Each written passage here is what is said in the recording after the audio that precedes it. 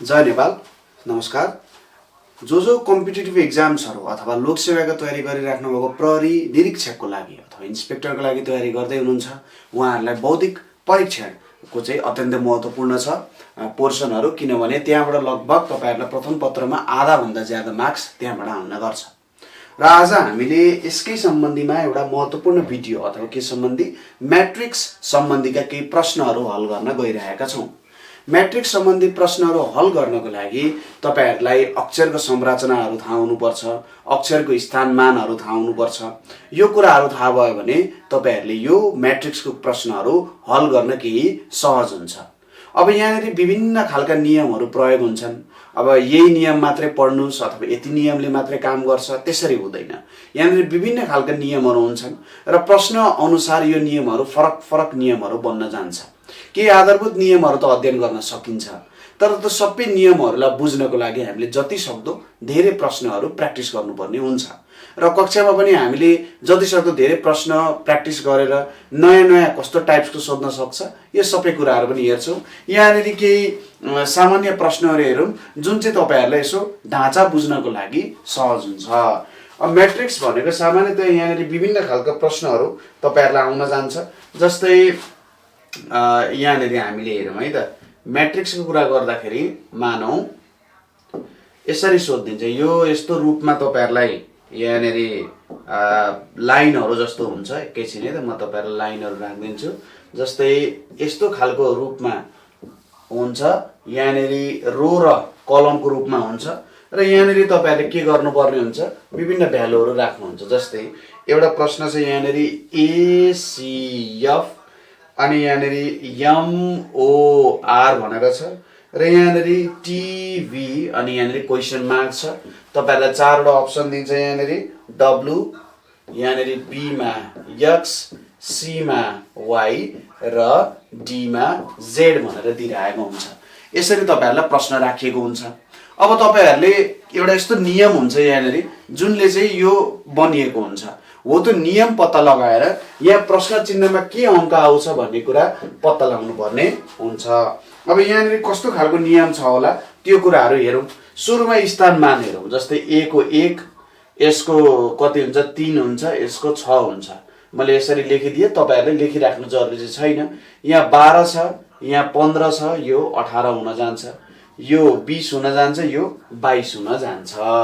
अब यहाँनेरि कसरी चाहिँ यो सम्बन्ध बनिएको छ होला, यहाँनेरि कस्तो खालको सम्बन्ध छ होला भन्ने कुरा तपाईहरुले बुझ्नु पर्यो। ल हेर्नुस् है त, म तपाईहरुलाई सम्बन्धहरू बुझाइन्छु। जस्तै 1 मा 2 जोड्दाखेरि 3 भएको छ, 3 मा 3 जोड्दाखेरि कति भएको छ 6 भएको छ। सुरुमा यो दुईटामा चाहिँ के भएको छ त 2 को भिन्नता छ, यसमा 3 को। त्यसैगरी यहाँनेरि कतिको भिन्नता छ हेर्नुस् त, यहाँनेरि तपाईहरुको सरी यो 13 हो है, यम भनेपछि 13।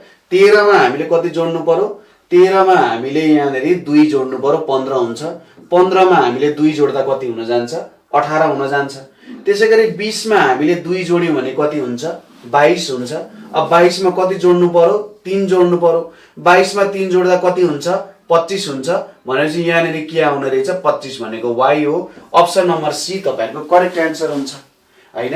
अब यसलाई एकदम नियमबद्ध रूपमा लेख्ने हो भने हामीले के गर्छौं, यो जुन रो छ, रो एउटा कुरा हो, यसलाई हामीले के भन्छौं कलम।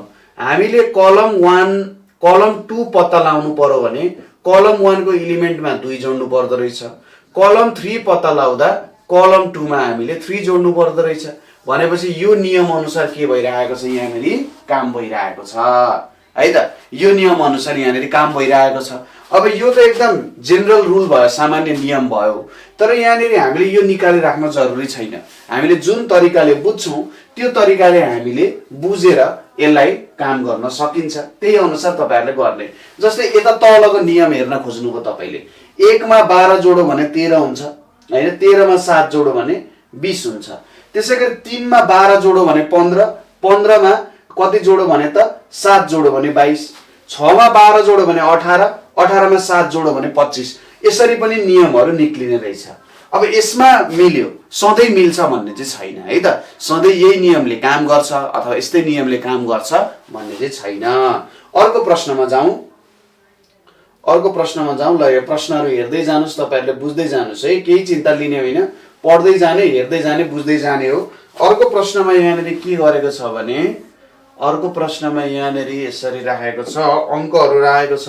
यहाँनिर ए बी सी छ, यहाँनिर डी ई एफ छ, त्यसैगरी यहाँनिर यहाँनिर डी ई जी छ, यहाँनिर डी ई जी छ, यहाँनिर के छ डी जे, अनि यहाँनिर क्वेसन मार्क छ। अब ए मा तपाईहरुको यहाँनिर एल छ, बी मा तपाईहरुको पी छ, सी मा तपाईहरुको एस छ, र डी मा तपाईहरुको यु छ। एलपी एसयु भनेर छ। अब यसको कसरी चाहिँ भ्यालु के हुन्छ होला भनेर हामीले पत्ता लगाउनु पर्यो। हेर्नुस् त, यो भनेको 1, यो 4, यो 4, यो 2, यो 5, यो 10, त्यसैगरी यो 3, अनि यो कति हुन जान्छ 7 हुन जान्छ। हेर्नुस् त, अब यहाँनिर कस्तो नियम चाहिँ लागू भइरहेको छ होला। 1 र 4 लाई गुणन गर्दा कति आउँछ 4 आउँछ, र यही भ्यालु यहाँनिर आएको छ। यो 2 र यो 5 लाई गुणन गरियो भने 10 आउँछ, यहाँनिर 10 को भ्यालु आएको छ। अब यो 3 छ, यो 7 छ, 3 र 7 लाई गुणन गर्यो भने के आउँछ 21 आउँछ। 21 भनेपछि के हुन जान्छ यहाँनिर यु हुन जान्छ, भनेपछि अप्सन नम्बर डी हुन जान्छ। भनेपछि यहाँनिर के भइरहेको रहेछ, C1 इन्टु C2 भनेको चाहिँ C3 भइरहेको रहेछ। यो नियम यहाँनिर लागू भएको छ। त्यही भएर विभिन्न तरिकाले नियमहरू हुन्छ। जेनरली तपाईहरुको यस्तो डायगोनलमा चाहिँ नियम हुँदैन, तपाईहरुको कि त रोमा अथवा कलममा यसरी नियमहरू लागिरहेको हुन्छ, त्यो अनुसार पत्ता लगाउनु पर्ने हुन्छ। त्यसैगरी अर्को प्रश्नमा जाउँ हामी। अर्को प्रश्नमा यहाँनिर हामीले के दिएको छ भने, ल यसरी मैले राखिदिए, यहाँनिर प्रश्नहरू छन्। यहाँनिर मैले राखिदिए बी सी डी, अनि यहाँनिर छ एफ जी एच, अनि यहाँनिर अब प्रश्न चिन्ह छ 3 वटा प्रश्न चिन्ह। अब यहाँनिरको अप्सनहरुमा के हुन सक्छ त, आईजेके, त्यसैगरी जेकेएल हुन सक्छ, त्यसैगरी तपाईहरुको जेकेओ हुन सक्छ, त्यसैगरी तपाईहरुको केएलएम हुन सक्छ। अब यो 4 वटा अप्सन छ। सुरुमा तपाईहरुलाई थाहा छ के गर्नु पर्यो, स्थानमान हेर्नु पर्यो। यो 2 भयो, यो 3 भयो, यो 4 भयो, यो कति हुन जान्छ, यो 6 भयो, यो 7 भयो, यो 8 भयो।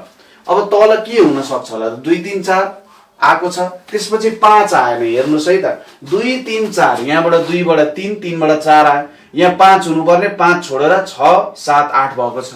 भनेपछि अब यहाँनिर कहाँबाट सुरु हुनु पर्यो त, यहाँबाट कहाँबाट सुरु हुनु पर्यो यहाँ भन्नुस् त, कुन अनुसार हुनु पर्यो होला, बीसीडी छ, एफजीएच छ। अब यहाँनिर कुन चाहिँ आउने भयो त भन्दाखेरि 9 छोडेर हामीले 10 बाट सुरु गर्नु पर्यो। यहाँ 10 11 र 12 आउँछ। 10 भनेको जे, यो भनेको के, यो भनेको यल, भनेपछि बी नम्बर मिल्न जान्छ हो। यहाँनिर बी नम्बर मिल्न जान्छ। अर्को तरिकाले यहाँ तल पनि हेर्नुस्, यसको र यसको भिन्नता 4 छ, यसको र यसको भिन्नता 4 छ, यसको र यसको भिन्नता 4 छ। भन्छ यहाँ र यहाँ पनि भिन्नता 4 हुनु पर्यो, जोडिदै गएको छ, बढ्दै गएको छ। 6 मा 4 जोड्दा 10, 7 मा 4 जोड्दा 11, 8 मा 4 जोड्दा 12। भनेपछि यसरी पनि हामीले कलम वाइज पनि हेर्न सक्यो, अथवा रो वाइज पनि हामीले यहाँनिर हेर्न सक्छौं। यसरी पनि हाम्रो उत्तर चाहिँ मिल्न जान्छ। कुनै एउटा तरिकाले तपाईहरुले हेरेर गर्न सक्नुहुन्छ। त्यसैगरी अब अर्को प्रश्नतर्फ हामी जाउँ। जस्तै यहाँनिर के गरिएको छ भन्दाखेरि, यहाँनिर लेखेको छ EAU लेखेको छ, यहाँ प्रश्न चिन्ह छ। ए मा तपाईहरुको राखेको छ आई, बी मा राखेको छ तपाईहरुको डी, सी मा राखेको छ तपाईहरुको ओ, डी मा राखेको छ बोथ ए एन्ड सी। अब यहाँनिर ए र सी मा दुवै पनि हुन सक्छ, अथवा डी के हुन्छ भनेर सोधिरहेको छ। अब हेर्नुस् है त, यहाँनिर सबैभन्दा सुरुमा त अल्ल तपाईहरुको दिमागमा उत्तर आइसक्यो अरे, यो 5 हो, यो 21 हो, यो 1 हो। अब यिनीहरुमा केही खालको सम्बन्ध छैन। तर यहाँनिर एउटा के देख्न सकिन्छ भने, यिनीहरुमा यहाँनिर के छ त, यिनीहरु यो भनेको स्वर वर्णका अक्षरहरू हुन्। यिनीहरु स्वर वर्णका अक्षरहरू हुन्, अथवा हामी के भन्छौं भावेल लेटर्सहरू हुन् यिनीहरु। अब यिनीहरु भावेल लेटर्स भइसकेपछि यहाँनिर के आउन सक्छ, ए भयो।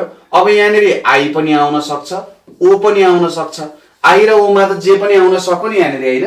भनेपछि ए पनि आउन सक्छ, सी पनि आउन सक्छ। त्यही भएर अप्सन नम्बर डी चाहिँ तपाईहरुको सही एन्सर हुन जान्छ।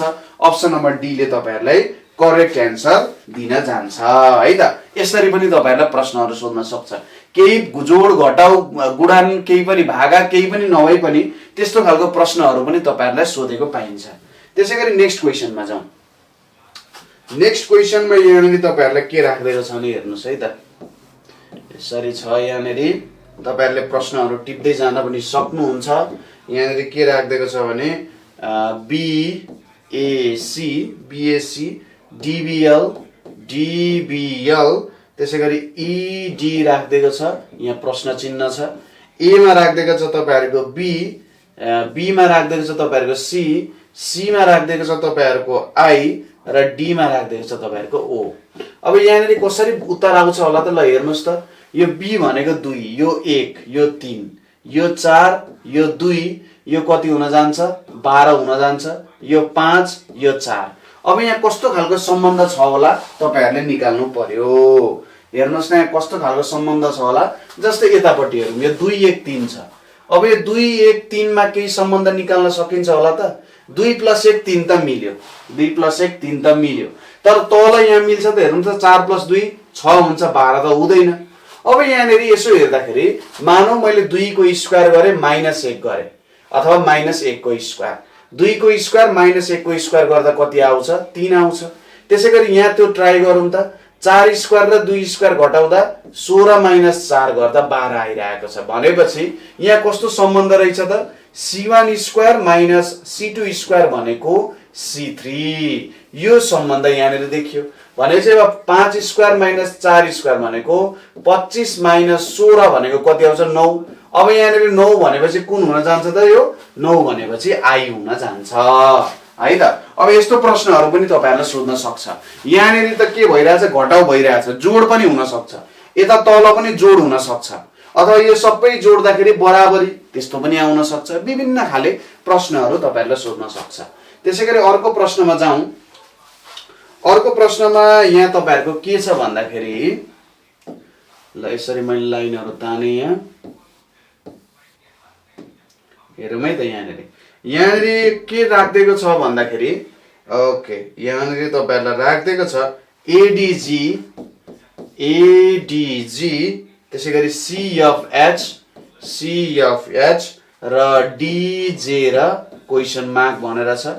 ए मा छ तपाईहरुको ओ, बी मा छ एल, सी मा छ तपाईहरुको जे र डी मा छ तपाईहरुको जी, ओएल जेजी भनेर छ। अब यहाँनिर कस्तो खालको रिलेसन छ होला फेरि हेर्ने। यो 1 भयो, यो 4 भयो, यो 7 भयो, यो 3 भयो, यो 6 भयो, यो 8 भयो, यो 4 भयो, यो 10 हुन गयो। अब यहाँनिर कस्तो खालको सम्बन्ध छ होला त्यतातिर ध्यान दिउँ। हेर्नुस् त यहाँनिर के भइरहेको छ।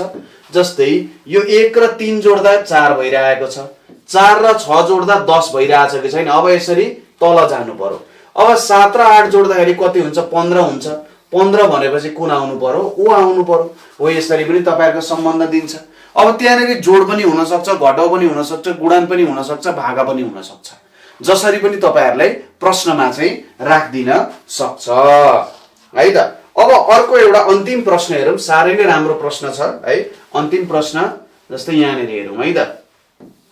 यहाँनेरि के राख्दैको छ भन्दाखेरि सीईजी अनि यहाँनेरि केएमक्यू त्यसैगरी तपाईहरुको यहाँ प्रश्न चिन्ह छ डब्लु अनि सी छ। ए मा दिएको छ तपाईहरुलाई क्यू, बी मा दिएको छ आर, सी मा दिएको छ एस र डी मा दिएको छ तपाईहरुलाई भी। अब यहाँनिर कस्तो खालको सम्बन्ध छ होला हेरौँ। सी को 3, ई को 5, एस को 7 हुन जान्छ। यो भनेको कति हो के भनेको 11, एम भनेको 13, क्यू भनेको 17, डब्लु भनेको 23, सी भनेको 3। अब यसो हेर्नुस् त यहाँनिर केही सम्बन्ध तपाईहरुले देख्न सकिराख्नु भएको छ। 3 5 7 ओके 2 2 गयो। यहाँनिर 2 को भिन्नता 11 र 13 मा 2 को भिन्नता तर 13 र 17 मा त छैन। अब यहाँनिर अझै सबैभन्दा ठूलो त कहाँनिर आउँछ डब्लु र सी। यहाँ 23 छ यहाँ 3 छ। अब के गर्ने यतापटि जोडेर हेर्ने। जोडेर हेर्दा 17 7 24 24 3 27 यहाँ 13 र यो त 36 भइहाल्यो। यता पनि मिलेन। तर यहाँनिर हेर्नुस् त यो 3 भनेको एउटा प्राइम नम्बर ऋण संख्या है। आफूले र एक बाहेक भाग नजाने संख्याहरूलाई ऋण संख्या अथवा प्राइम नम्बर भनिन्छ। यो 3 छ, यो 5 छ, यो 7 छ, यो 11 छ, यो 13 छ, यो 17 छ, यो 3 छ, यो 23 छ भनेपछि अब यसो ऋण संख्याहरू हामीले लेख्दै जाने हो भने एउटा 2 हुन्छ, 3 हुन्छ, 5 हुन्छ, 7 हुन्छ, 11 हुन्छ, 13 हुन्छ, 14 15 16 17 हुन्छ, 18 19 हुन्छ, 20 21 22 23 हुन्छ, 24 25 यति हुन जान्छ हो। अब अप्सनमा हेरौँ, अप्सनमा हेरौँ यहाँनिर हाम्रो क्यू आइसकेको छ। ल यो लेख्दै जाउँ। जस्तै क्यू भनेको 17 हो, आर भनेको कति हुन जान्छ 18, यस भनेको 19 हुन जान्छ, भी भनेको 22। अब यो 22 त ऋण संख्या नै होइन, 18 पनि ऋण संख्या होइन। 17 पहिले नै आइसकेको छ भनेपछि यहाँनिर हामीले यस राख्न सकिन्छ। यहाँनिर हामीले के गर्न सकिन्छ त यस राख्न सकिन्छ। त्यही भएर चाहिँ मैले यसको एन्सर अप्सन नम्बर सी राखेँ, यस भनेर।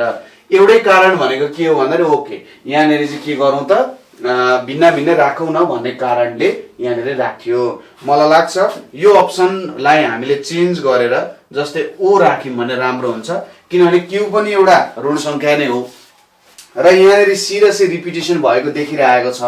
तर अझै तपाईहरुले एउटा नियम के हेर्न सक्नुहुन्छ भने हेर्नुस् है त, 23 पछाडी यहाँनिर उत्तर यदि बी भएको भए तपाईहरुले के लाउनु पर्ने हुन सक्थ्यो, बी लाउनु पर्ने हुन सक्थ्यो, किनभने 3 5 7 11 13 17 छ।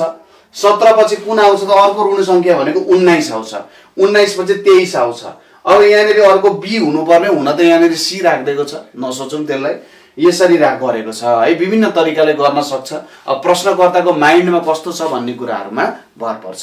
हो यस्तो टाइपको म्याट्रिक्सको क्वेशनहरु तपाईहरुले सल्भ गर्नुपर्ने हुन सक्छ र यसको अझै विभिन्न प्रकारहरु छन् जुन चाहिँ हामीले अझै क्लासमा डिटेलली पढ्छौं। त्यसैले तपाईहरु क्लास जोइन गर्न चाहनुहुन्छ, हाम्रो लोक सेवाको क्लास जोइन गर्न चाहनुहुन्छ भने 98489595 को व्हाट्सएप तथा भाइबरमा सम्पर्क गरेर तपाईहरुले क्लासको लागि भन्न सक्नुहुन्छ र आफ्नो जुन लोक सेवाको जुन जागिर खाने इच्छा छ, तपाईहरुको इन्स्पेक्टर हुने इच्छा छ, त्यो इच्छालाई पूरा गर्न सक्नुहुन्छ। हामीले आईक्यू जीके सबैको अध्ययन अध्यापन गराउँछौं, हामी एकदम राम्ररी अध्ययन गर्छौं र तपाईहरुको आईक्यू को जुन पोर्सन छ त्यो आईक्यू को पोर्सनमा तपाईहरुले म्याक्सिमम भन्दा म्याक्सिमम मार्क्स गेन गर्न सक्नुहुन्छ। अब फेरि अर्को चोटी नेक्स्ट इम्पोर्टेन्ट टपिक लिएर म उपस्थित हुने छु। हस्त, धन्यवाद।